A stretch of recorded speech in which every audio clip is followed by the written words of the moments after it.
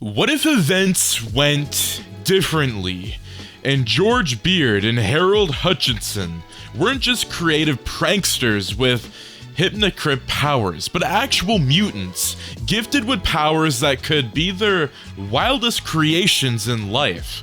Welcome back, fellow watchers of the multiverse. My name is Max Charlebois, aka MissedThePart, and today's cartoon turned X-Men crossover was officially locked in by Madam Time Gear during one of our live streams, so huge shout out to you for making this wild timeline a reality. In this reality, George and Harold are enrolled in a special school after a strange surge of energy causes their comic book characters to literally come to life. Flip-o-rama becomes dangerous, Captain Underpants becomes unstable. And factually, well, they're mutants too, but not all of them are friendly, as Magneto sets his sights on the boys' incredible powers of imagination. The X-Men must decide, protect the kids, or stop the chaos they unleash. And you don't just have to watch, you can help shape episodes too, like this one. Join the monthly watcher tier for early access and exclusive videos. You can work with me here on the channel, and if you do join the monthly watcher tier, you are able to help me collaborate on 5 videos that will end up becoming a weekly theme here on the YouTube channel. Plus, we've launched the official Multiverse Discord. Join the community, hang out with other timeline travelers, pitch your ideas, give feedback, and stay plugged until all the madness between videos. With that being said, let's get into what if George and Harold from Captain Underpants were mutants. It was a clear spring morning in Piqua, Ohio. A quiet suburb where nothing exciting ever happened, unless you attended Jerome Horwitz Elementary, where 2 boys had quietly turned imagination into weaponized wonder. George Beard, with his signature flat top, infectious grin, and denim vest covered in doodle patches, was flipping through a toy catalog at the back of the class. Next to him sat Harold Hutchins, the quieter half of the duo, sketching a flip-o-rama panel on the corner of his math worksheet. The two had been inseparable since kindergarten, not just because they were best friends, but because they shared something even rarer than friendship: mutant powers, born from creativity itself. George had discovered his gift first, when a foam Thor hammer he smuggled into school suddenly sparked real lightning during recess. At first, they thought it was a fluke, but then came the water gun that sprayed acid, the cheap grappling hook that actually worked, the toy robot that punched through a brick wall. George's power was clear. Any toy he touched could become what it was meant to represent, temporarily and completely real. Harold's ability was stranger. When he drew something, a comic, a clay sculpture, even a sock puppet, it could project into reality with near-perfect illusion. It wasn't tangible, but it felt real.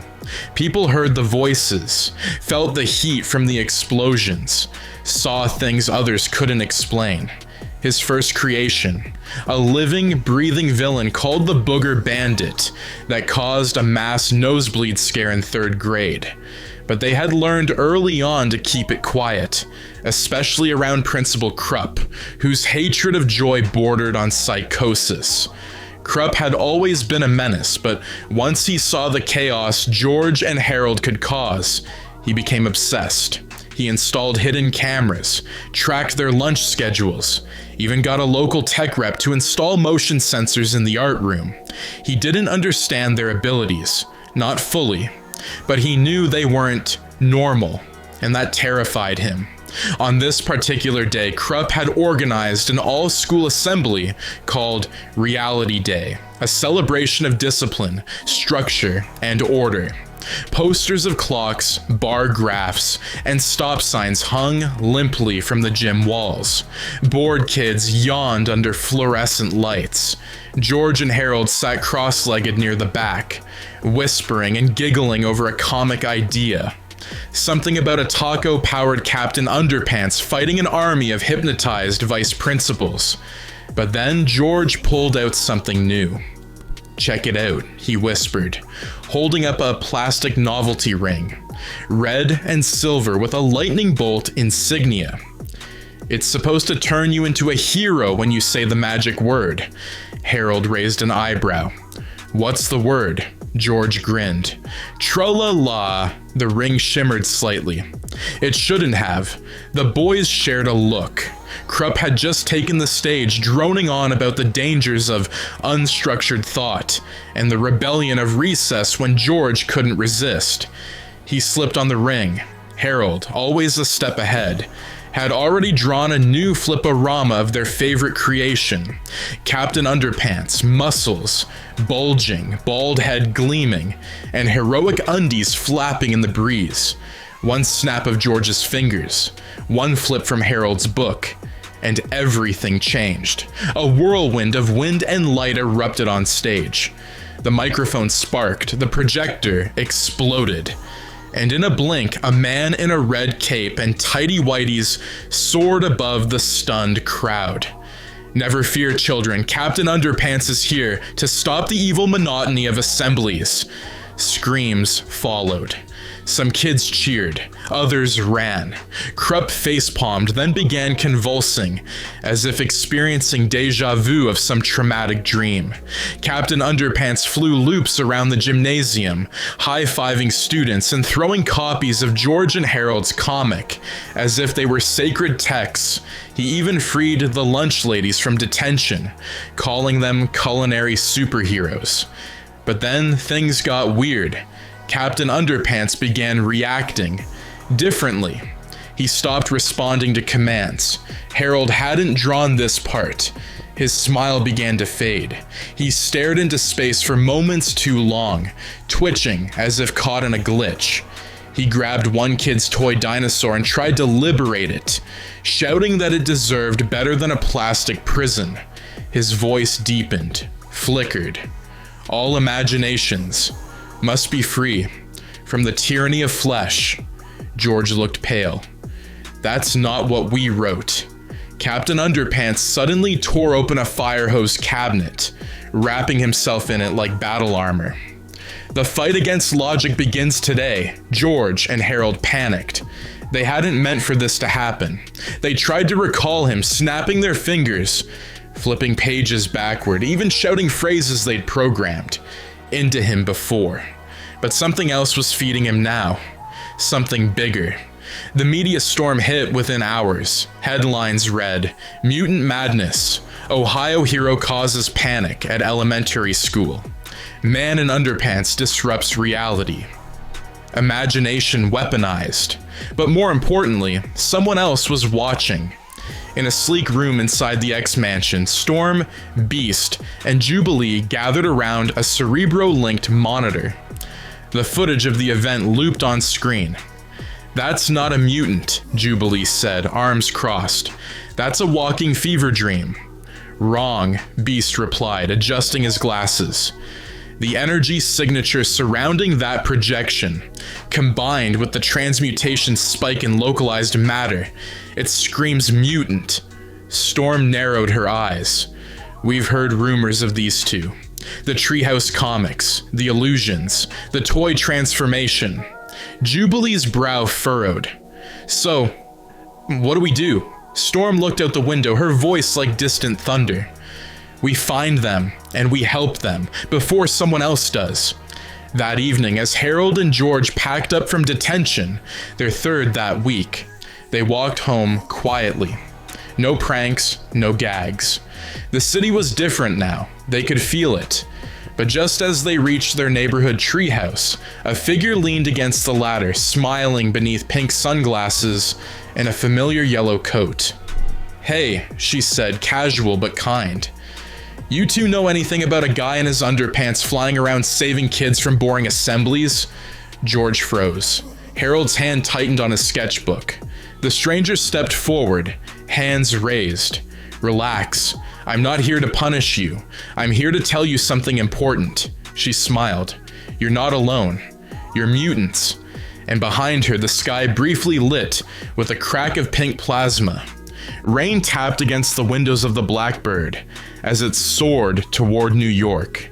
Inside, George and Harold sat across from Jubilee, nervously clutching their backpacks, trying not to stare at the glowing console between them.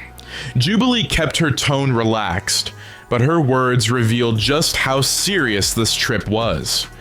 "Just so you know," she said, chewing gum and flashing a sympathetic look, "most kids your age get to go to art camp when their mutant powers show up. You two, you summoned an emotionally unstable hero in underwear during a government-mandated assembly." Harold gave a weak smile. "We were trying to lighten the mood?"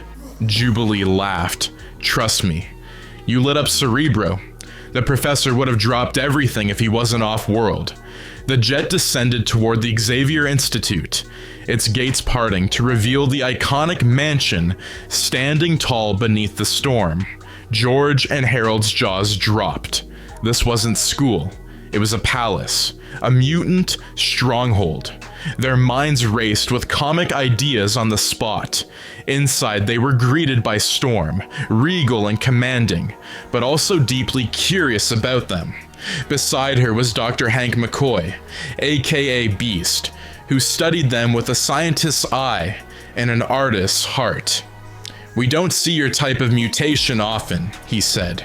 "Reality bending through creative media. Harold, your projections stimulate full sensory hallucinations. You're not just illustrating, you're broadcasting memory, mood, and thought." Harold blinked. "So, my art is like emotional holograms?" Beast smiled. "Terrifyingly precise ones. And George, you're worse." George grinned. "Awesome." Beast turned serious. "Your ability to transmute toys into working versions of themselves, that's not illusion. That's reality rewriting.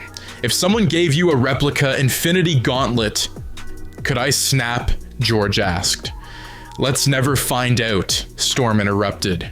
The boys were shown to a spare dorm room and given time to rest. They marveled at the campus, young mutants zipping between classes, mutant sports in the courtyard, a student lighting candles with her breath, while another turned the pages of a book with telekinesis. It was incredible. It was also intimidating, but something felt off. Harold's dreams were haunted, not by monsters but by memories of laughter gone silent, comics melting, ink dripping into screams. He awoke one night sweating, only to find one of his clay puppets standing at the edge of his bed, moving slowly, whispering a line from his own comic. "They're watching you now, Harold, just like they watched the others." He screamed. George burst in, already armed with a Nerf gun turned real. But the puppet vanished. Just a projection. Or was it? They reported it to Beast, who performed a neural scan. "You're projecting unconsciously," he explained. "Emotional bleed, trauma manifesting through your art. Your mutation is evolving." The next day, during a student orientation, Captain Underpants returned, but not by George or Harold's doing. Security cameras detected him soaring across the skies of New York. He wasn't wearing a cape anymore. His face seemed paler, his movements erratic. He wasn't helping anyone. He was scanning the streets, repeating the same line over and over. "Joy must be freed! Joy must be freed!" The school was on high alert. Storm demanded answers. "We didn't summon him," Harold said, trembling. "We haven't drawn him, not since..." "But he's based on your thoughts," Beast said grimly. "If he's continuing without your input, then something else has amplified your original projection." They weren't the only ones watching. In a cluttered garage on the outskirts of Piqua, Melvin Sneedley scrolled through news feeds of the Captain Underpants sightings. His glasses glinted under fluorescent light. Behind him stood Principal Krupp, pale and sweaty, unsure of what he'd helped unleash. "This is what you wanted, isn't it?" Krupp muttered, arms crossed. "A way to shut them down?" Melvin didn't answer immediately. Instead, he placed a metallic band on his head, a prototype headset based on old schematics he'd discovered in an abandoned anti-mutant lab. The helmet hummed.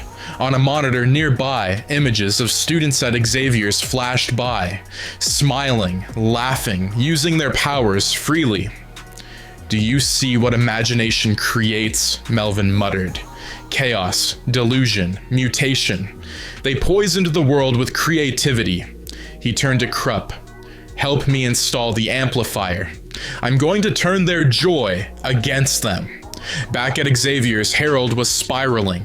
He stopped drawing, stopped painting. He even burned a flip-o-rama book in the courtyard. George tried to reason with him. "You're not the problem. It's Melvin, or that tech, or something else. You can control this." "I can't," Harold shouted. "I'm not like you. You summon toys. I summon nightmares.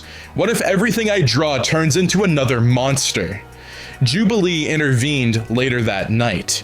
She found Harold alone in the art room, sitting at a blank canvas. She didn't speak at first. She just sat beside him and began sketching. Stick figures, doodles, suns with faces. "My powers were visual too," she finally said. "Plasma fireworks.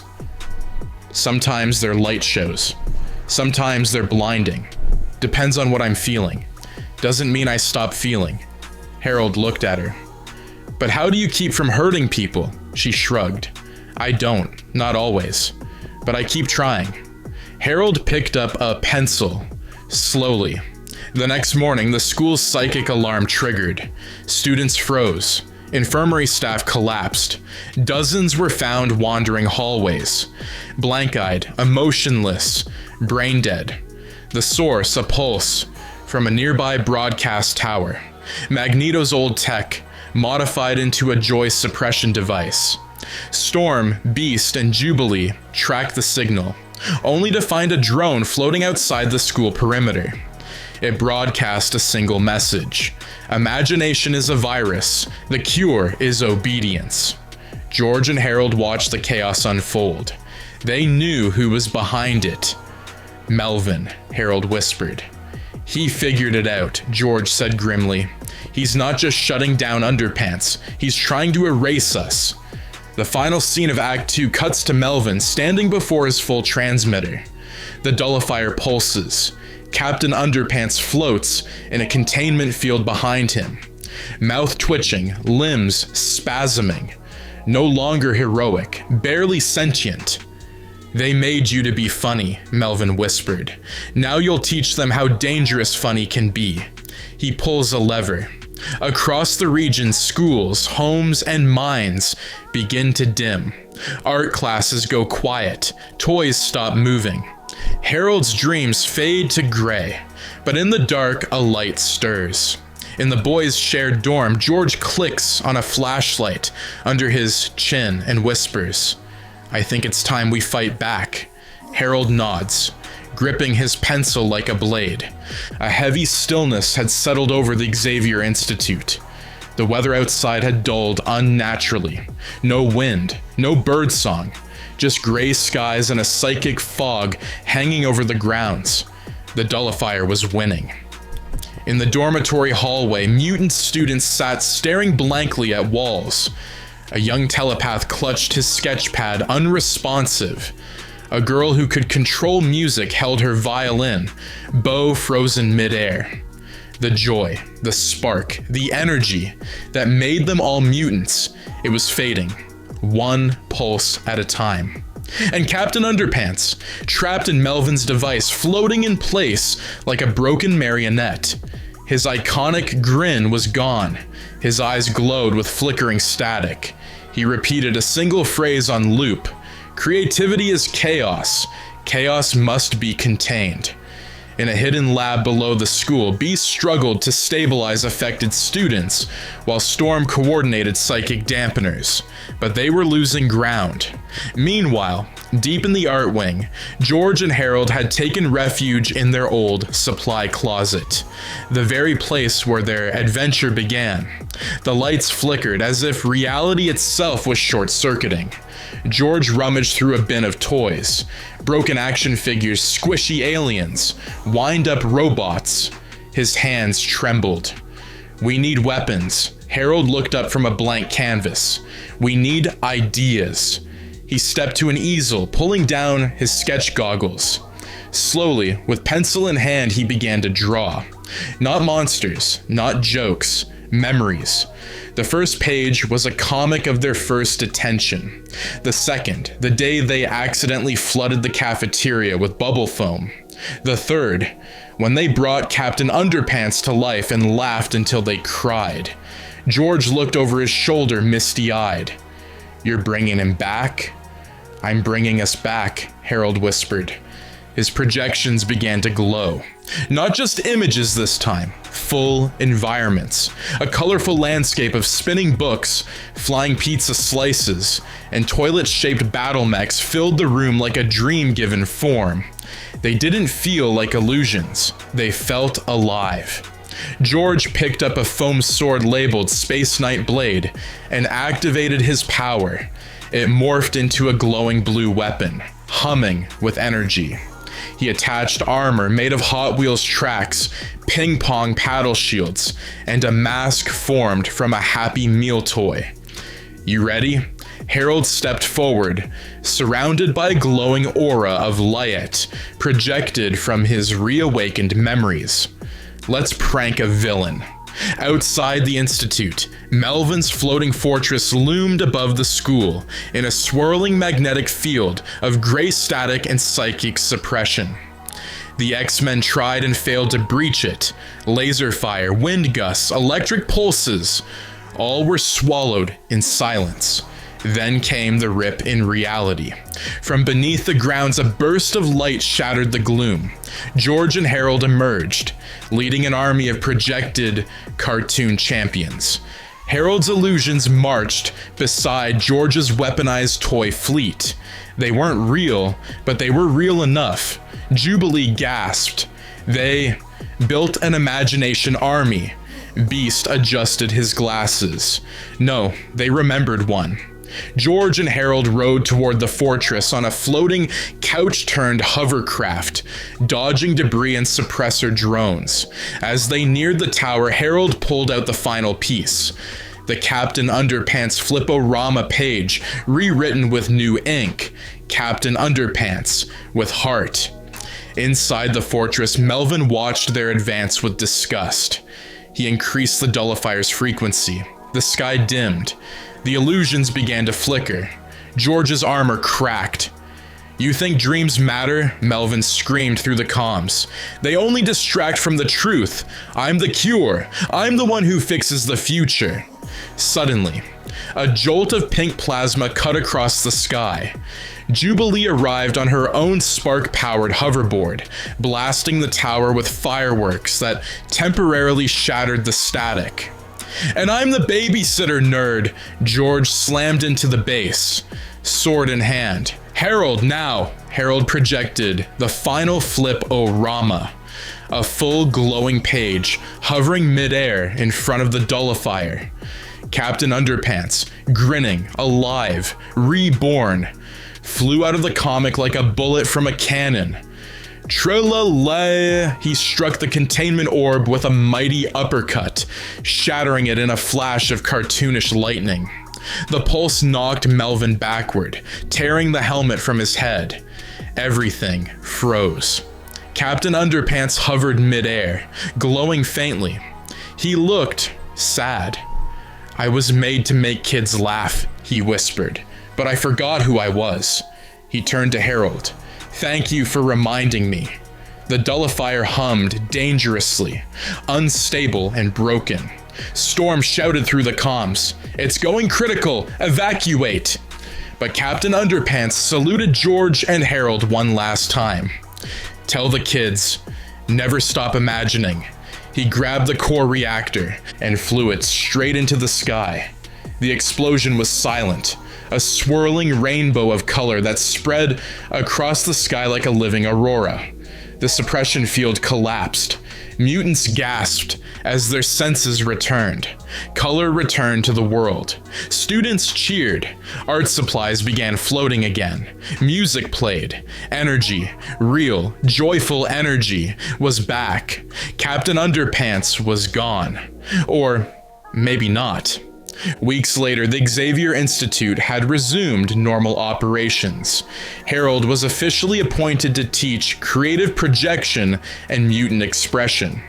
George ran workshops on tactile transmutation, turning toys into tools for confidence training.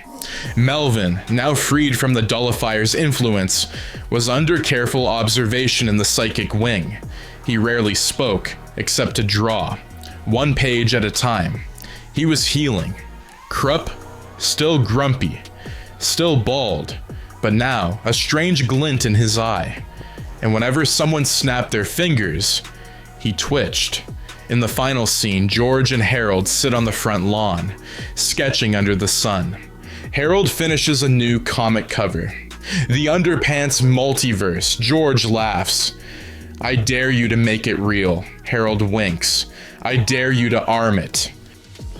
And that is going to be it for What If George and Harold from Captain Underpants Were Mutants. Now, what did you think of this video? It was requested and it was locked in on the live stream by Madam Time Gear, and I want to give Madam Time Gear a massive shout out for always coming into the live streams.